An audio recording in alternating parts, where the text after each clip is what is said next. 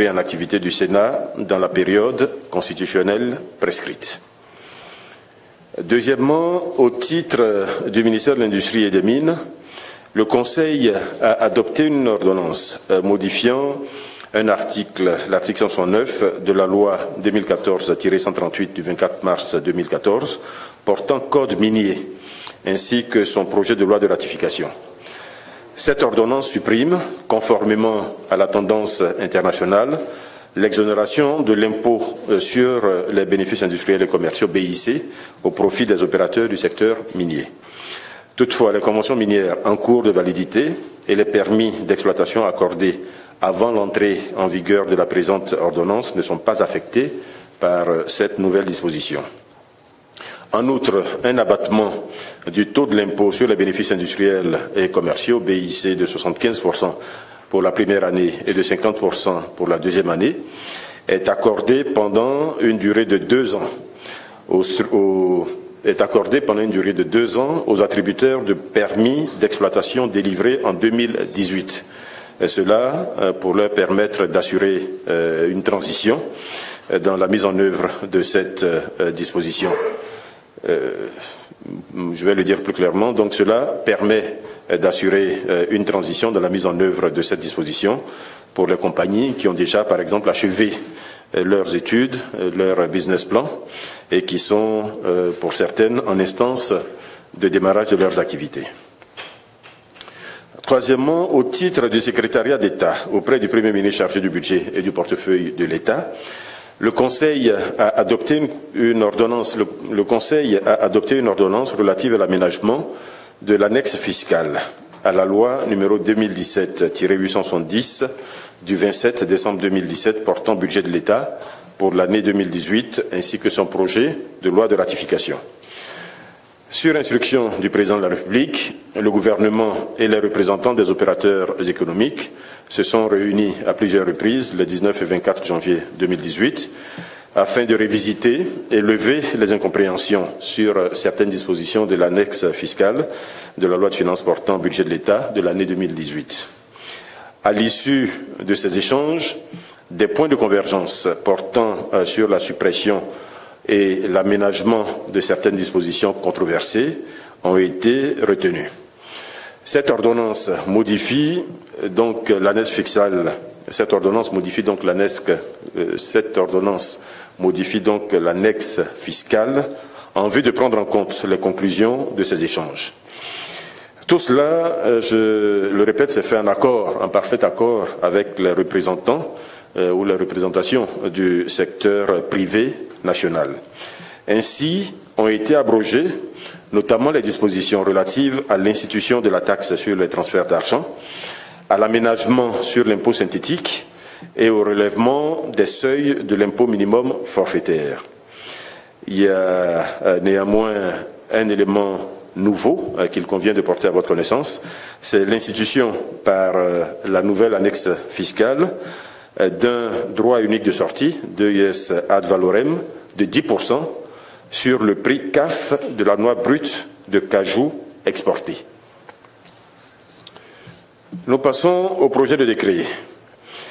Au titre du ministère des Affaires étrangères, le Conseil a adopté un décret portant ratification de d'un accord de prêt d'un montant en équivalent CFA de 22,9 milliards de francs CFA, conclu le 30 novembre 2017 entre la Banque européenne d'investissement BEI et la République de Côte d'Ivoire en vue du financement du projet d'alimentation en eau potable dans la ville d'Abidjan. Comme vous le savez, des efforts importants ont été faits au cours des dernières années pour couvrir les besoins de la ville d'Abidjan. Et aujourd'hui, effectivement, la production en eau potable permet de couvrir ces besoins, puisque nous sommes passés de 400 000 mètres cubes jour à aujourd'hui 664 000 mètres cubes jour, ce qui est supérieur aux besoins d'alimentation en eau potable de la ville d'Abidjan. Il se trouve cependant qu'il y a des difficultés au niveau des réseaux de distribution pour amener l'eau donc jusqu'au niveau des ménages. Et ce financement va permettre justement d'améliorer cet aspect desserte en eau potable de la ville d'Abidjan. Ce projet comprend notamment la construction de 2 châteaux d'eau, la fourniture et la pose de conduites de grand diamètre, ainsi que l'extension du réseau de distribution secondaire et tertiaire d'eau potable de la ville d'Abidjan. Deuxièmement, au titre du ministère de l'Industrie et des Mines, le Conseil a adopté 3 décrets portant attribution de permis de recherche minière valables pour l'or. Le premier est attribué à la société Awale Resources SARL et il concerne le département Tagny-Bilekro. Le deuxième est attribué à la société Notre-Dame Resources Côte d'Ivoire SARL et il concerne le département de Boaké et de Mbayakro. Le troisième décret est attribué à la même société, donc la société Notre-Dame Resources Côte d'Ivoire SARL, et il concerne cette fois le département de Bloléquin. Ces 3 permis de recherche minière sont délivrés pour une période de 4 ans. Ici, il s'agit globalement d'investissements de l'ordre de 2 milliards de francs CFA qui permettent la création pour cette période de recherche d'une centaine d'emplois. Troisièmement, toujours au titre du ministère de l'Industrie et des Mines, le Conseil a adopté un décret portant aménagement des modalités de paiement de la redevance d'occupation des terrains industriels pour les industriels transformant le bois de grume, parce que ces industriels ont besoin de surfaces relativement importantes.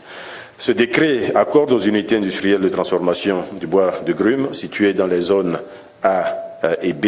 A, c'est la ville d'Abidjan et B, c'est les villes de plus de 60 000 habitants, accorde donc à ces unités industrielles pour une période de 3 ans pour compter de l'année 2018 un abattement de 60% sur la redevance d'occupation des terrains industriels tel que prévu par le décret 2015-810 du 18 novembre 2015 fixant le montant et les modalités de paiement de la redevance d'occupation des terrains industriels. Quatrièmement, au titre du ministère de la Communication, de l'Économie numérique et de la Poste, le Conseil a adopté un décret autorisant la communication de fichiers et la mise en œuvre d'un traitement automatisé de données à caractère personnel entre la CIE, Compagnie ivoirienne d'électricité, la SODECI, Société de distribution d'eau de Côte d'Ivoire, le laboratoire du bâtiment et des travaux publics, donc le LBTP, d'une part, et d'autre part, la Direction générale des impôts et le cadastre, donc transmission de documents dans le cadre d'un projet consistant en l'amélioration des recettes fiscales. Cette mesure s'inscrit dans le cadre de la modernisation des processus d'optimisation et de rationalisation de notre système fiscal national. Plus précisément, ici, il vise ce système à doter l'administration fiscale de bases de données plus complètes et plus fiables, de façon, entre autres, à élargir l'assiette de la recette foncière de l'État et améliorer corrélativement la collecte de l'impôt foncier. Cinquièmement, au titre du secrétariat d'État auprès du Premier ministre chargé du budget du portefeuille de l'État, le Conseil a adopté un décret déterminant les modalités de fonctionnement du Conseil de gestion des établissements publics nationaux, donc les EPN. Ce décret vise à insuffler plus de dynamisme dans le fonctionnement des conseils de gestion de ces établissements publics nationaux. Il autorise les membres du Conseil de gestion à se réunir sur convocation du ministre de tutelle technique et du ministre de tutelle financière si aucune réunion n'a été convoquée par le président du Conseil de gestion pendant plus d'un trimestre. Il est prévu généralement pour ce type de conseil de gestion des réunions 4 fois par an et autant de fois que nécessaire. Dans un tel cas de figure, le conseil de gestion est présidé soit par son président, lorsqu'il est présent, soit par le représentant du ministre chargé de la tutelle technique. Nous passons au chapitre des mesures individuelles. Premièrement, au titre du ministère de l'Agriculture et du Développement rural, le Conseil a donné son accord en vue de la nomination des membres du Conseil de surveillance de l'Agence pour le développement de la filière riz, dénommée ADERI. Ainsi sont nommés, au titre de la présidence de la République, M. Gaussou Touré. Au titre du cabinet du Premier ministre, M. Brahima Mokhtar Touré.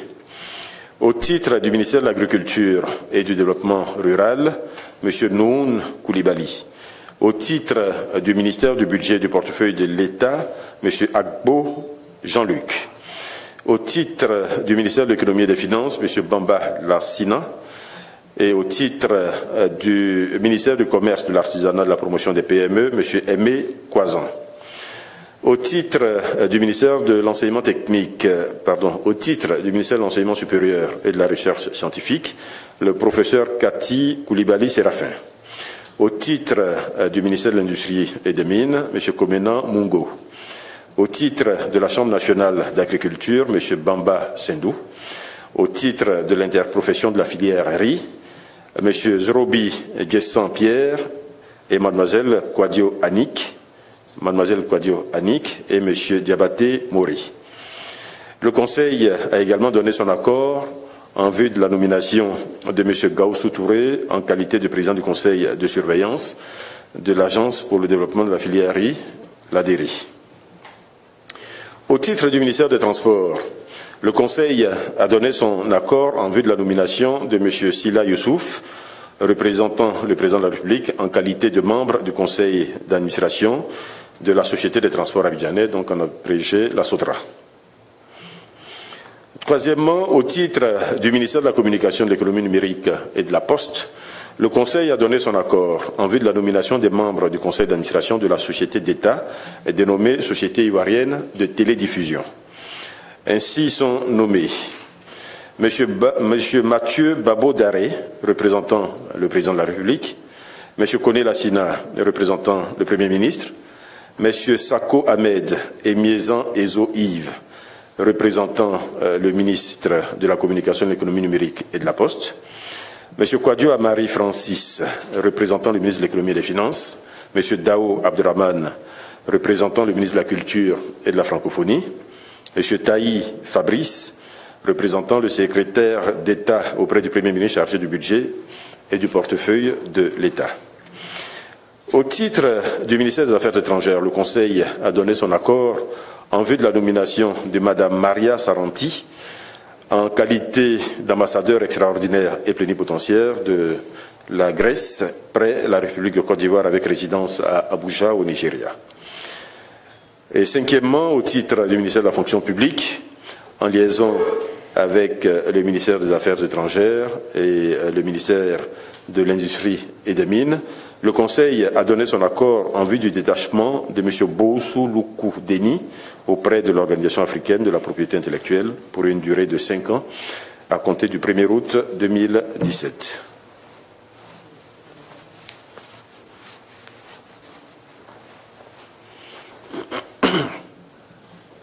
Nous passons au chapitre de communication.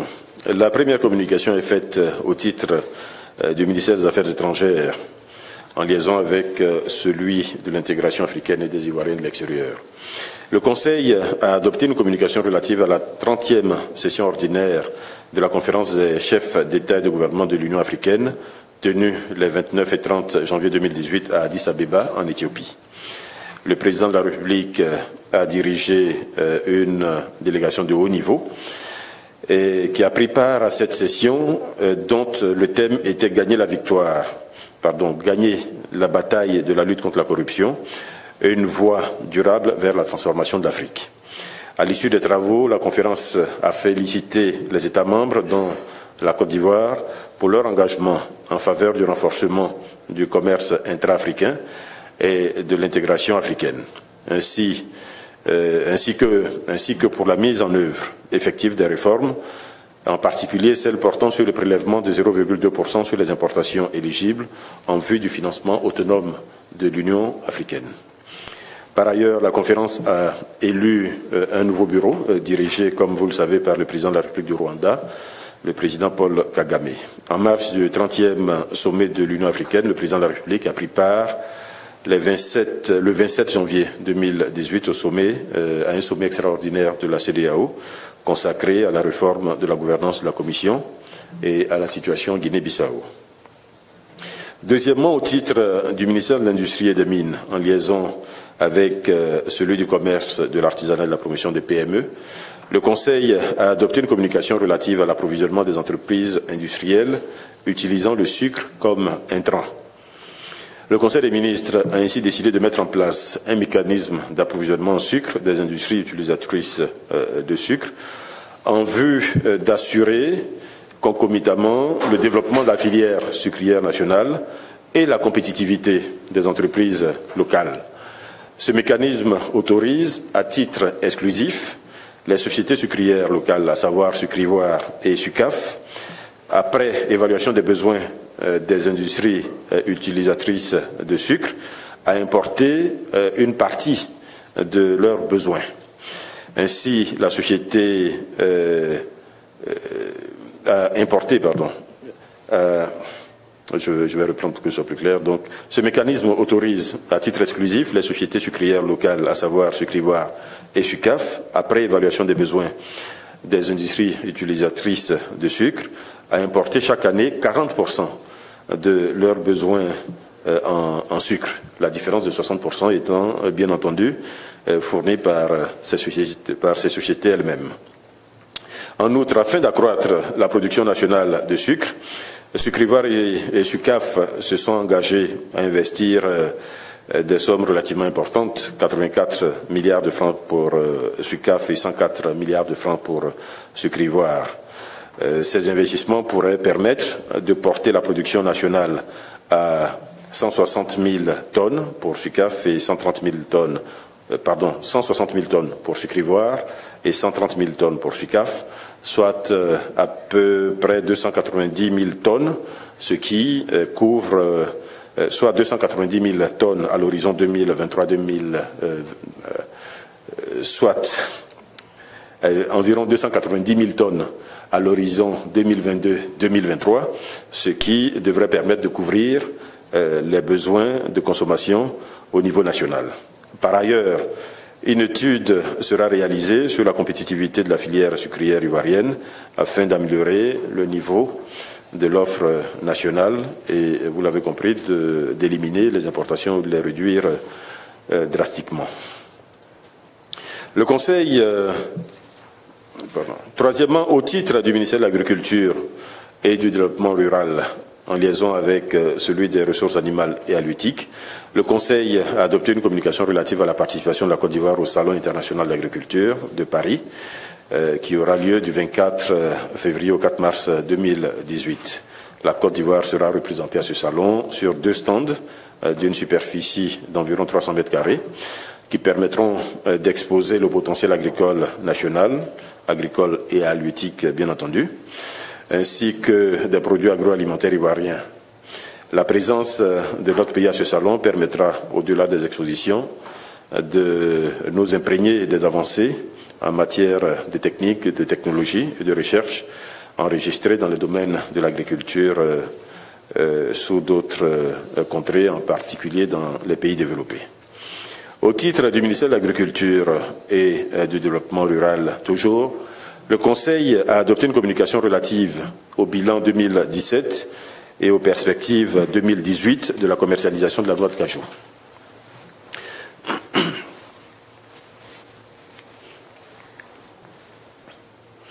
La campagne 2017 de commercialisation de la noix de cajou a marqué la 4e année de mise en œuvre de la réforme de la filière anacarde, dont les axes stratégiques adoptés par le gouvernement ont permis d'améliorer notamment sensiblement le prix payé aux paysans, d'améliorer les revenus des producteurs, de faire respecter les prix planchers, bord champ, fixés par le gouvernement et d'optimiser la production de noix de cajou sur l'ensemble du territoire national.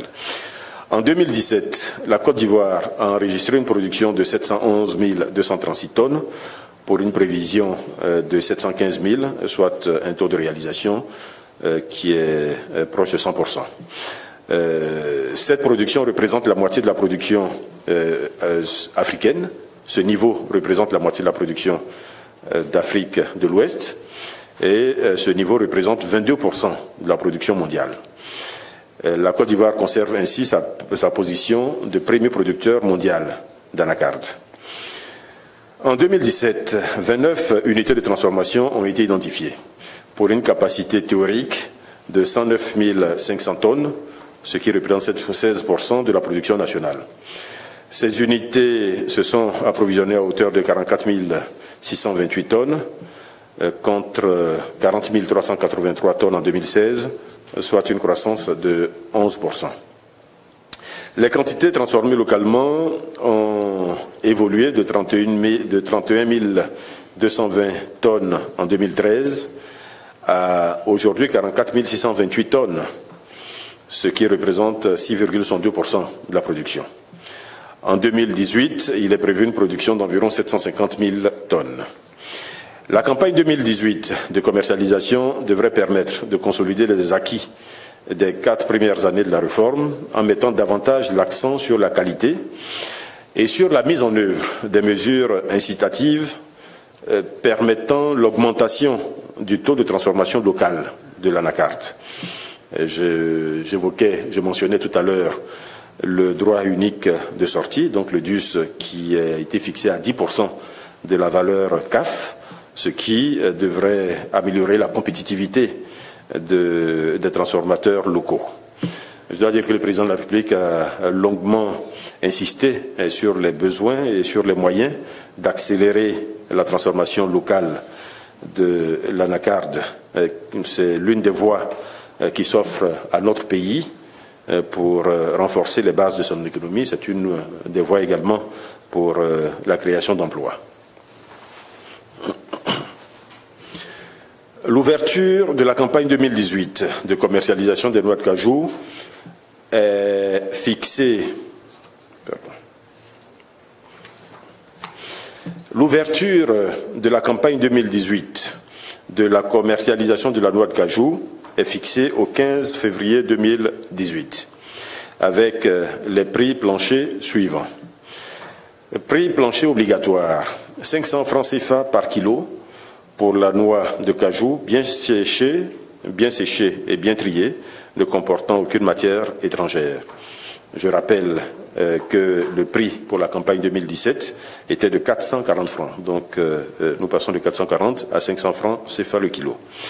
Le prix plancher obligatoire magasin intérieur est fixé à 525 francs CFA le kilo et le prix plancher magasin portuaire est fixé à 584 francs CFA le kilo. Le Conseil des ministres a instruit le ministre de l'Agriculture et du Développement rural et l'ensemble des ministres concernés à l'effet de prendre toutes les mesures nécessaires pour le bon déroulement de cette campagne et en particulier pour le respect des prix fixés. En outre, le Conseil des ministres a donné son accord pour l'organisation de la 3e édition du CIETA qui se déroulera cette année du 8 au 10 novembre sur le thème « Transformation de l'anacarde », une mine d'opportunités pour l'automatisation de la jeunesse africaine. Je reprends sur le thème « Transformation de l'anacarde, une mine d'opportunités pour l'autonomisation de la jeunesse africaine ». Cinquièmement, au titre du ministère de la Santé et de l'Hygiène publique, le Conseil a entendu une communication d'information sur l'épidémie de la fièvre de Lassa qui sévit en ce moment au Nigeria, au Bénin et en Guinée. Cette fièvre hémorragique, virale, un peu comme la maladie à virus Ebola ou la dengue, est transmise à l'homme par le contact avec des aliments ou des articles ménagers contaminés par les urines ou les excréments d'un rongeur. Ici, il s'agit d'une souris communément appelée rat à mamelles multiples. Ce virus peut également se transmettre à l'homme, peut également se transmettre d'homme à homme par contact direct avec le sang, les urines, les excréments ou d'autres sécrétions organiques d'une personne contaminée. Depuis le 1er janvier 2018, cette maladie a été responsable d'épidémies, surtout dans la région ouest africaine, au Nigeria, notamment au Bénin, en Guinée et au Libéria, comme je l'indiquais tout à l'heure. Au Nigeria, il convient d'indiquer que 107 cas suspects ont été rapportés, dont 77 cas confirmés et 21 décès à la date du 31 janvier 2018. Au regard des fréquents et importants mouvements de population Et pour prévenir une éventuelle propagation de cette maladie dans notre pays, le Conseil des ministres a arrêté les mesures urgentes suivantes. Le renforcement de la collaboration transfrontalière avec les pays voisins du nôtre. Le renforcement de l'hygiène hospitalière et de la surveillance épidémiologique aux frontières terrestres, aériennes et portuaires. La mise en œuvre de mesures de lutte antivectorielle, il s'agit ici notamment de la dératisation à grande échelle. Et enfin, la sensibilisation de masses de population sur toute l'étendue du territoire avec la collaboration des élus, des leaders communautaires et sous la supervision du corps préfectoral. Sixièmement, au titre du ministère de la Femme, de la Protection de l'Enfant et de la Solidarité, le Conseil a adopté une communication relative au lancement des programmes de la CEDEAO d'appui à l'éducation des filles, à la lutte contre la fistule obstétricale et la transformation des produits artisanaux, halieutiques et agricoles en Côte d'Ivoire au titre de l'année 2018. La CEDEAO s'est dotée depuis 2015 d'un cadre de référence en matière d'égalité du genre dans l'ensemble des pays membres, dénommé Acte additionnel relatif à l'égalité des droits entre les femmes et les hommes dans l'espace CEDEAO. Son élaboration est intervenue dans un contexte sous-régional marqué depuis 2010 par le développement de trois programmes en particulier qui visent le soutien aux efforts nationaux de promotion du genre. Ces programmes sont mis en œuvre par le ministère de la Femme, de la Protection de l'Enfant et de la Solidarité, en collaboration avec d'autres ministères, mais également avec le soutien technique des agences des Nations Unies et le soutien de certaines ONG. L'organisation conjointe du lancement des trois programmes vise à mobiliser les acteurs locaux, les acteurs internationaux et la population autour de ces programmes appuyés par la CEDEAO. De façon spécifique, il s'agira d'assurer une meilleure visibilité à ces programmes, de sensibiliser la population, particulièrement les filles et les femmes, sur leur existence et de créer des synergies entre les acteurs. La cérémonie de lancement nationale de ces programmes aura lieu le 19 février 2018 à Abidjan. Septièmement, au titre du ministère du Commerce, de l'Artisanat et de la Promotion des PME, en liaison avec le ministère de l'Intérieur et de la Sécurité, le Conseil a adopté une communication relative aux incendies enregistrés sur les marchés de Soubré et de Katiola. Ces incendies ont été enregistrés donc le dimanche 4 et le lundi 5 février. Des enquêtes préliminaires font état de court-circuit intervenus sur les deux marchés. Et malheureusement, ces derniers incendies portent à 71, je dis bien 71, le nombre de marchés consumés par les flammes depuis durant les 2 dernières décennies. En 2017, les dégâts matériels de ces incendies ont été évalués. En 2017, les dégâts ont été évalués à plus d'1 milliard de francs CFA.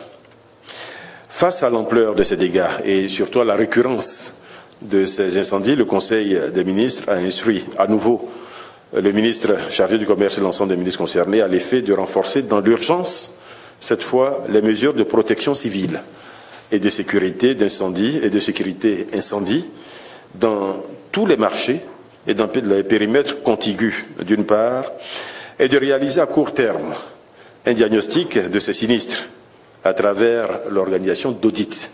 Audits qui vont porter sur la sécurité au sein de ces marchés, qui vont porter, par exemple, sur les branchements en électricité, sur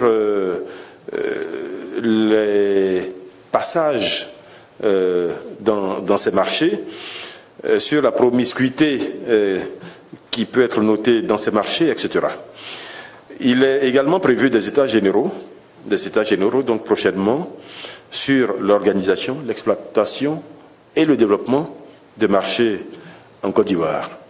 Donc c'est une vraie préoccupation aujourd'hui pour l'État qui veut absolument arriver à mettre fin à ces incendies de marché.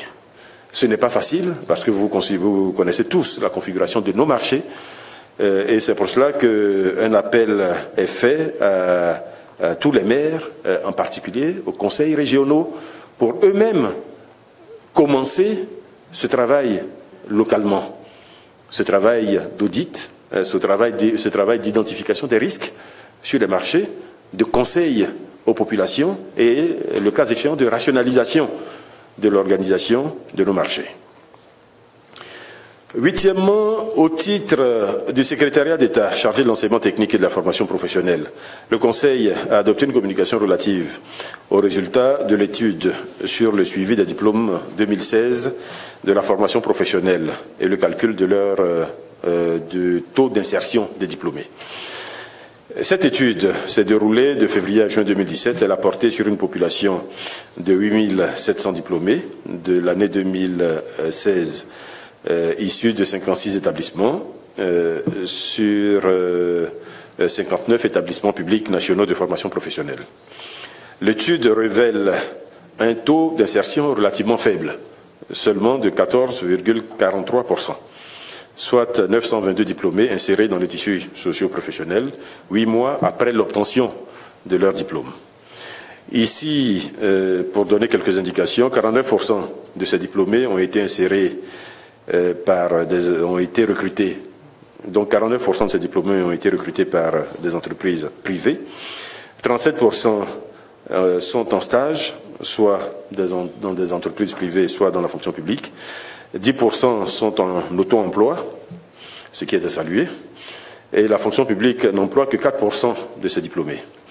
Et suite à une mission d'évaluation diligentée à Abidjan et à l'intérieur du pays, entre septembre et octobre 2017, l'Union européenne, partenaire financier de ce projet, a validé les résultats de l'étude et a attesté de la fiabilité de la base de données des diplômés sortis en 2017. Tout cela, je pense que c'est la finalité qui est importante, va permettre, dans la perspective de l'amélioration du taux d'insertion, va permettre de travailler à l'amélioration de ce taux d'insertion. Évidemment, cette amélioration n'est pas possible tant que les formations ne sont pas plus adaptées, entre guillemets, aux besoins des marchés, du marché de l'emploi en particulier.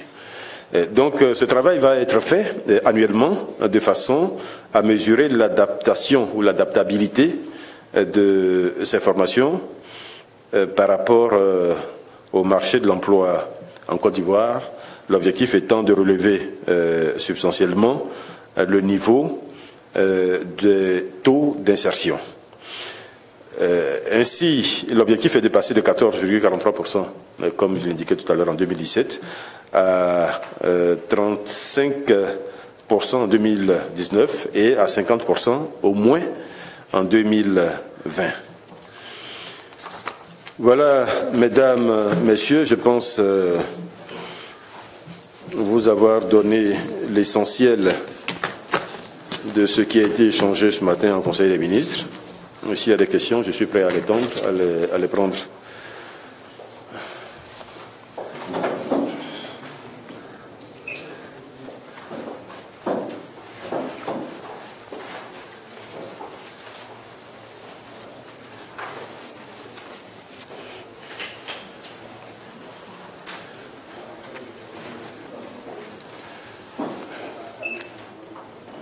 Bon, vu l'heure, je crois qu'il n'y a pas de questions.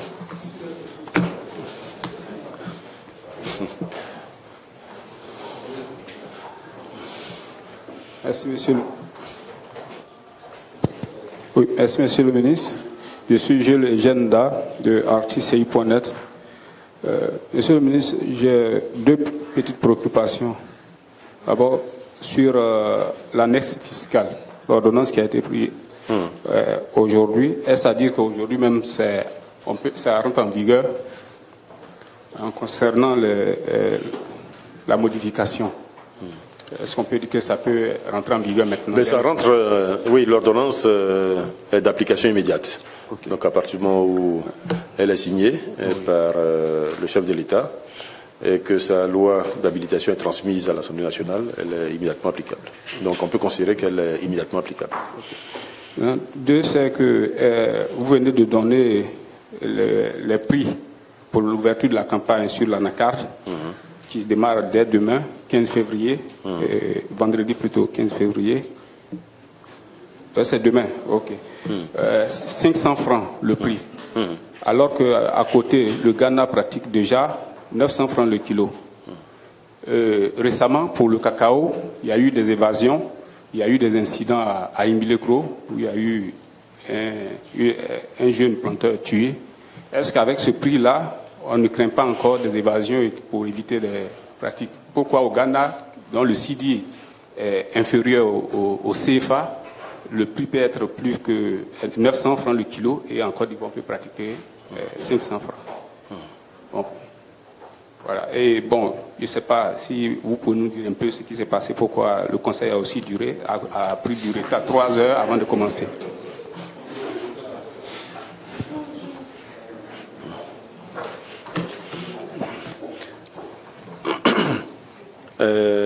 Premièrement, donc, s'agissant de l'annexe fiscale, j'indiquais qu'elle rentre en vigueur immédiatement, donc je n'y reviens pas. Pour ce qui est du prix de l'anacarde, il s'agit ici, je l'ai bien indiqué, de prix plancher. Donc rien n'interdit à ce qu'elle soit achetée à 900 francs, selon justement voilà, le flux, la demande et l'offre sur le marché ivoirien. Par le passé, je peux assurer qu'à certains moments, la noix de cajou effectivement a été achetée à 800 francs, 900 francs. Donc cette année, rien ne dit qu'elle ne va pas s'acheter à ces prix-là. Il s'agit donc bien d'un prix plancher. Et ce que je peux ajouter à cela, c'est qu'on fait beaucoup de fixations sur les prix au Ghana. Mais posez bien la question aux opérateurs économiques qui connaissent ces questions-là, surtout qui connaissent les questions de fluctuation de monnaie, en particulier de la monnaie ghanéenne. Beaucoup de gens, j'allais dire, se sont cassés la gueule. On achète au taux on convertit, comme vous le faites, à un moment donné. Mais dès le moment où vous avez acheté, vous pouvez avoir une dévaluation. Vous pouvez avoir un prix en réalité en valeur comparée au dollar. Bon, si on veut simplifier, franc CFA contre dollar et CEDI contre dollar, vous pouvez avoir des pertes qui sont relativement importantes. Beaucoup l'ont subi. Beaucoup l'ont subi. Bon, donc je pense que ceux qui sont rationnels, qui connaissent ces questions-là, qui regardent avec un peu plus de sérieux ces questions, évitent de prendre certains risques. Aujourd'hui, vous êtes payé en CFAO, j'allais dire, vous avez une monnaie dont le taux de conversion est fixe par rapport à l'euro, dont le taux de conversion est fixe, est relativement stable par rapport aux grandes monnaies dans le monde.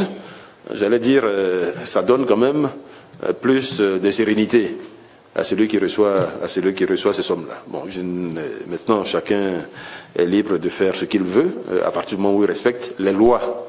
Donc, je vais terminer par cela. Il y a des textes. Donc, quand ces textes interdisent l'exportation de produits, celui qui le fait commet une infraction. Donc, peut être sanctionné par rapport à cette infraction-là. Voilà ce que je dirais, qui répond complètement à votre question. C'est non, il peut arriver. Vous savez, le chef de l'État a l'habitude, avant les réunions de conseil des ministres, d'arbitrer certains sujets avec les ministres ou les personnes directement concernées. Donc cela peut prendre plus ou moins de temps. Voilà. Bon, aujourd'hui, ça a été plus de temps que d'habitude, mais absolument rien de spécial. Monsieur le ministre, je suis Etenata, je suis du journal L'Héritage. Ma question n'a pas été abordée au Conseil des ministres, mais c'est relatif à l'opération d'identification. Voilà. Cette opération prend fin mars et ça n'a pas eu d'engouement. Et selon les études que nous avons menées sur le terrain, il y a le problème des pièces d'identité. Il y a aussi certains opérateurs parmi les 3 qui n'ont pas encore déployé leur agent sur le terrain comme les autres. Est-ce que ces différents problèmes ont été discutés avec ces opérateurs pour faciliter le déroulement de l'opération? Je vous remercie. Oui, cette opération est prévue pour prendre fin, effectivement, à la fin du mois de mars 2018. Je l'ai déjà indiqué à plusieurs reprises, rien ne permet à aujourd'hui de penser que ce délai pourrait être prorogé. Parce que cette opération est en train de se dérouler dans un contexte qui est bien précis. Il y a des besoins au niveau national et pour le moment, en tout cas, nous n'avons pas envie de la prolonger au-delà de la date qui a été fixée le 31 mars.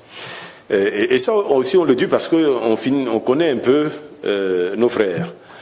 Même si vous prorogez de 6 mois, ils attendront le 6e mois et la dernière semaine du 6e mois.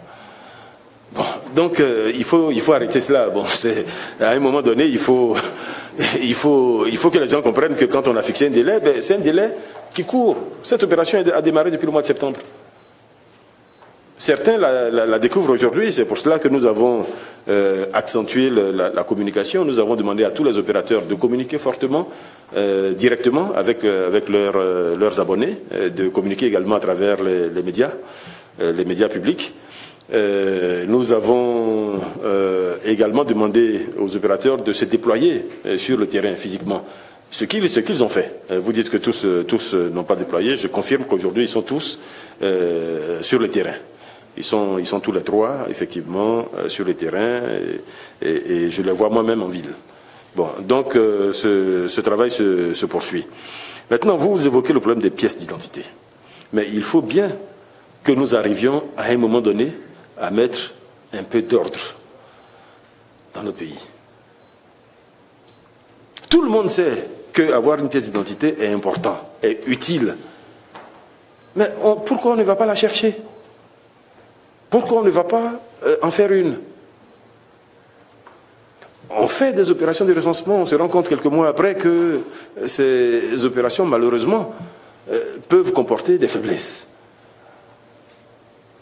Vous construisez une école quelque part en disant il y aura 1000 enfants, le lendemain il y en a 4000. Si vous ne maîtrisez pas la démographie autour de vous, si vous ne maîtrisez pas l'environnement dans lequel vivent ces populations, on aura du mal à avoir une politique de développement qui touche les gens, dont les personnes, dont les populations profitent. Alors que c'est ça la finalité de toute l'action que nous sommes en train de mener. Donc à un moment donné, il faut que les gens sortent un peu des trous dans lesquels ils sont. Ce n'est pas compréhensible que quelqu'un puisse dire il n'a pas de pièce d'identité. Donc, bon, vous savez, le téléphone est important. Donc, à la fin de l'opération, on verra. Celui qui veut se passer de téléphone, il se passera de téléphone. Je pense qu'on le dira vraiment aussi clairement. Celui qui veut avoir un téléphone, il a tous les moyens, et je vais vous en donner au moins 2 qui sont des moyens alternatifs.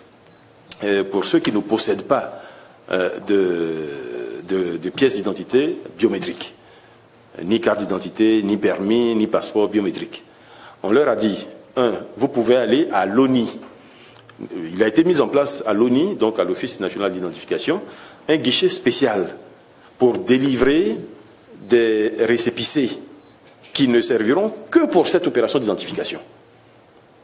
C'est une procédure allégée, mais qui permet au moins de prendre les empreintes et de délivrer un document qui vous permet d'aller vous identifier et de garder votre téléphone.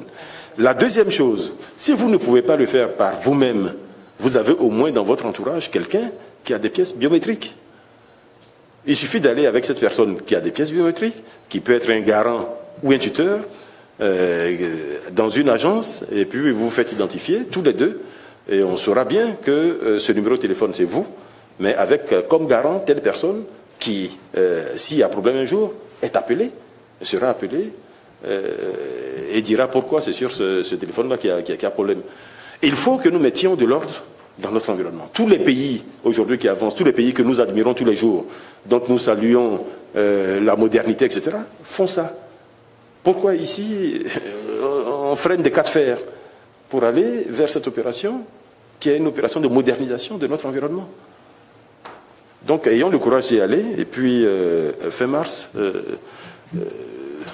qu'on ait vraiment une bonne clarification sur l'état de notre parc d'abonnés sur la situation des abonnés et que les risques qu'on encourt aujourd'hui encore, qu'on ne les ait plus à partir de fin mars. D'accord, Monsieur le ministre, je suis Makamara de l'agence de presse africaine. Ma question est relative à l'état des lieux des risques d'incendie dans les marchés. J'aimerais savoir si cela va s'appliquer à la gestion des espaces de ces marchés, parce que nous avons constaté il y a quelques semaines les commerçants du marché Forum qui ont été vidés de leurs magasins. Bon, il ne s'agit pas de la même chose, mais j'ai bien indiqué tout à l'heure qu'il y a des états généraux qui sont prévus. États généraux, donc, qui vont travailler, entre autres, sur le fonctionnement, mais également sur l'organisation de ces marchés et sur le mode de gestion de ces marchés-là. Donc, des décisions seront prises après les échanges entre les différents acteurs. Donc, je n'ai pas envie de particulariser. Il s'agit de deux choses qui sont relativement différentes. Nous focalisons ici sur les incendies de marché et nous indiquons que tout est mis en œuvre au niveau du gouvernement pour qu'on réduise le plus possible les risques aujourd'hui sur nos marchés. Nous invitons les structures déconcentrées, les structures décentralisées à apporter un coup de main au gouvernement pour aller le plus vite possible dans la gestion de cette opération. Maintenant, la gestion physique des marchés, elle est confiée pour l'essentiel, je dois le dire, aux communes. Elle est confiée aux communes. Les communes, n'ayant pas de moyens, souvent peuvent s'adresser à des privés. J'allais dire, l'État, pour le moment, laisse faire. Mais je suis d'accord avec vous, quand il y a un incendie, quand il y a des risques, pardon, quand il y a des incidents ou des risques d'incidents, l'État entend. Donc, le cas dont vous avez parlé, je peux vous le dire, le ministre en charge du commerce en est informé et il travaille pour arriver à une solution qui soit bonne juridiquement. C'est important de le dire parce que nous sommes dans un état de droit d'abord, qui soit bonne juridiquement et qui préserve l'essentiel des intérêts des différents acteurs. Bon, merci et bon appétit.